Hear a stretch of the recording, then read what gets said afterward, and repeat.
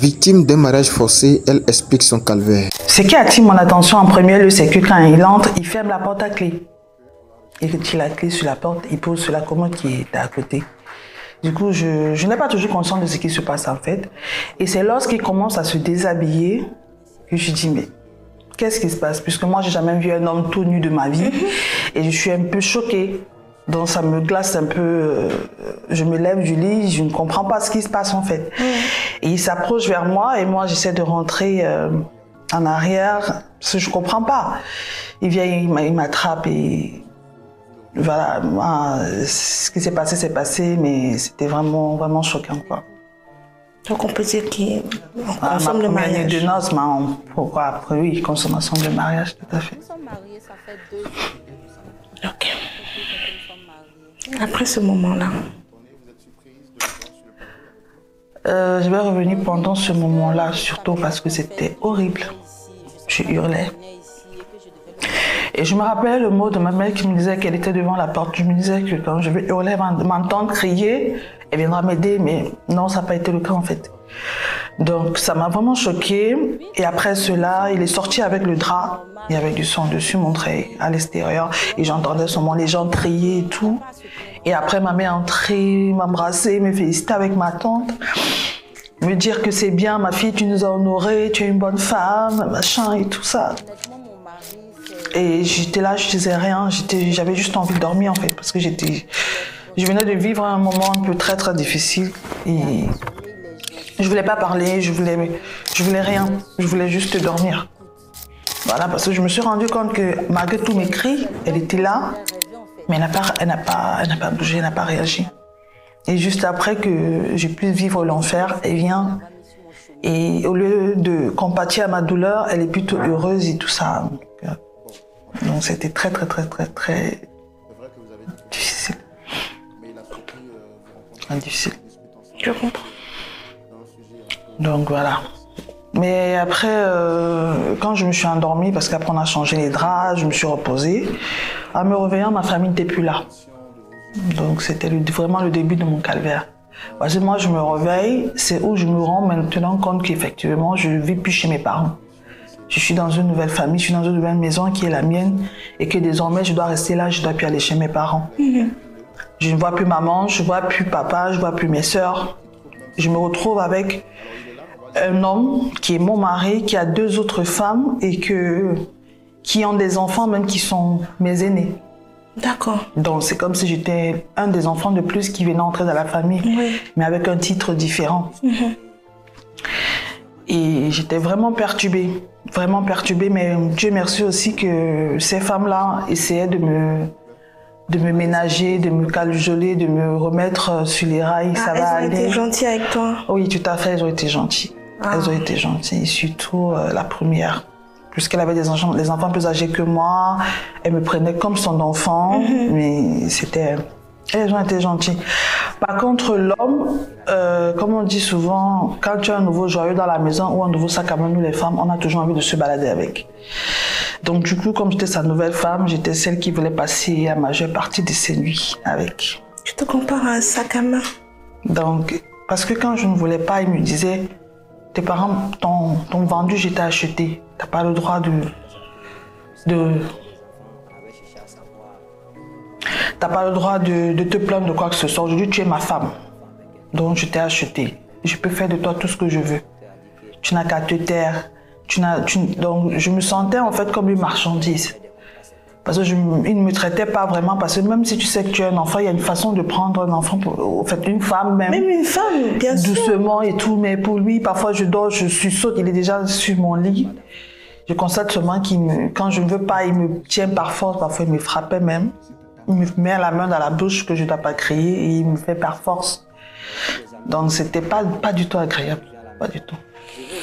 Vraiment pas du tout. Et à chaque fois, répéter, on t'a vendu, je t'ai acheté, tu peux rien faire. Désormais, tu es ma femme et tu dois comprendre ça comme ça. Et je n'avais aucune issue parce que même pour sortir pour aller faire les cours, j'étais toujours accompagnée par quelqu'un. On amenait soit un moyen de transport, on me mettait dessus avec une personne de la famille pour m'accompagner. Je marchais jamais seule. Donc on m'accompagnait toujours. Donc j'avais pas un moyen à moi de souffler. Je pouvais souffler uniquement peut-être quand il va au boulot, là quand je suis à la maison et que j'essaie de converser avec les autres enfants ou à vouloir m'épanouir même avec eux aussi, puisque ce sont les gens de ma tranche d'âge et je me sentais quelquefois bien avec eux malgré que mon statut n'était pas pareil. Mais c'était le seul moment en fait que je pouvais me retrouver.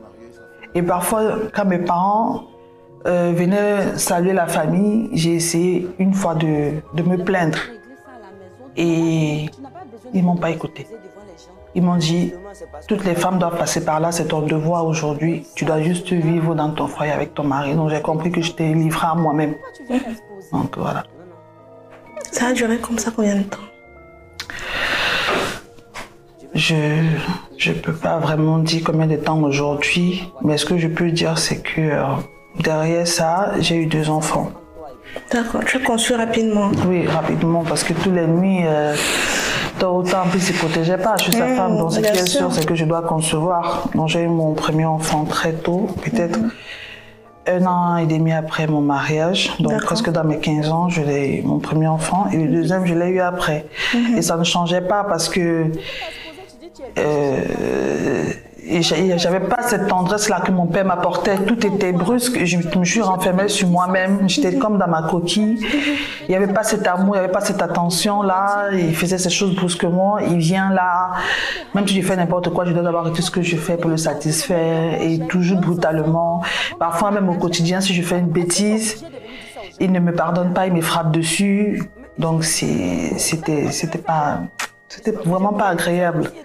Et de temps en temps, quand j'allais faire les courses, il y avait un boucher qui venait souvent nous livrer du poulet à la maison. Donc parfois, j'allais au marché acheter des trucs, de la viande et tout ça, même quand j'étais accompagnée avec quelqu'un de la famille. Et il me portait beaucoup d'attention. Donc je me demandais pourquoi est-ce qu'un inconnu qui n'est pas mon époux me porte beaucoup d'attention que l'homme qui est censé être mon mari. Donc j'ai commencé à être curieuse et à m'intéresser à ce qu'il faisait. Donc quand je venais comme ça, il était toujours souriant avec moi et tout. Je me sentais bien que quelqu'un arrive à me regarder différemment qu'une marchandise en fait. Quelqu'un ne me dit pas je t'ai acheté. Donc les petites attentions que ce monsieur me portait, ça me faisait vraiment plaisir. Et j'adhérais à ce qu'il disait. Mais seulement j'avais pas la disponibilité de pouvoir aller plus loin. À quel moment alors dans tout ça ta vie bascule réellement, enfin bascule à nouveau, parce que déjà ton mariage est un réel changement? Oui, c'est un réel changement parce que plus le temps passait, plus je me rendais compte que si je restais là, puisque j'étais livrée à moi-même, je n'avais pas mes parents pour m'aider, il n'y avait personne au quotidien pour m'aider puisque j'étais légalement mariée à ce monsieur, j'allais vivre tout ça toute ma vie. Et je ne voulais non plus que mes enfants, quand je voyais aussi mes enfants, je me disais, pour eux, je supporte, mais à un moment, j'en pouvais plus. Et je comprenais que si je continue là, soit je vais craquer, je vais me suicider, soit je risque de faire quelque chose, soit même lui porter atteinte à sa vie à lui aussi. Donc, c'était pas ce que je voulais. Donc, j'ai opté à fuguer. Donc, à un moment, j'ai pensé à fuguer. Et pour mes enfants, j'essayais de rester là, mais à un moment, j'en pouvais plus. Et puisque j'avais pas des moyens vraiment pour partir avec mes enfants, il n'y avait même pas la disponibilité pour moi-même seule d'abord de pouvoir m'échapper parce que ces femmes-là, c'est vrai qu'elles étaient gentilles, mais elles étaient là pour me surveiller en fait, pour que je ne fuis pas, c'est pourquoi même en allant faire les cours, j'étais toujours accompagnée de peur que je puisse fuir et tout. Mais puisque j'avais déjà des enfants avec lui, il a un peu baissé sa garde. Donc du coup, il y avait des moments où je pouvais sortir tout seul, même aller à la boutique du quartier et revenir simplement. Donc on me laissait parfois sortir tout seul. Donc c'est à ce moment-là que j'ai dit, si je ne pense pas à m'échapper un jour, je vais toujours vivre ce calvaire toute ma vie. Donc j'ai pensé à fuguer. Et ça a été très très difficile parce que pour une maman qui adore ses enfants, abandonner ses enfants, c'est pas évident. Mais j'avais pas le choix parce que je disais, je n'abandonne pas mes enfants, je les laisse à leur père. Il a suffisamment de moyens pour s'occuper d'eux. Et moi, je pars, j'ai pas de moyens. Déjà, je sais pas où je vais dormir, je sais pas qui va m'accueillir, je sais pas comment la rue va se passer. Mais il fallait que je me refasse une nouvelle vie. Donc c'est ça, donc avec les petites économies que je me faisais, j'ai donc pensé à un matin à aller chez le boutiquier d'à côté, j'ai profité de l'occasion, je me suis enfuie. Et tu as laissé tes enfants? J'ai laissé mes enfants chez leur père, effectivement. Donc c'est où j'ai décidé de me refaire une nouvelle vie. Je suis partie, c'était très très dur, mais je faisais quand même les efforts de loin d'avoir quand même toujours de leurs nouvelles. Et Comment mon homme, tu faisais pour avoir de leurs nouvelles? par le biais de ma mère, par le biais même d'une de mes co-épouses, parce que quand tu parles, le monsieur a décidé de me répudier. Il est reparti voir mes parents. Il a dit votre fille s'est enfuie du mariage, donc je la considère plus comme ma femme. J'ai décidé de la répudier.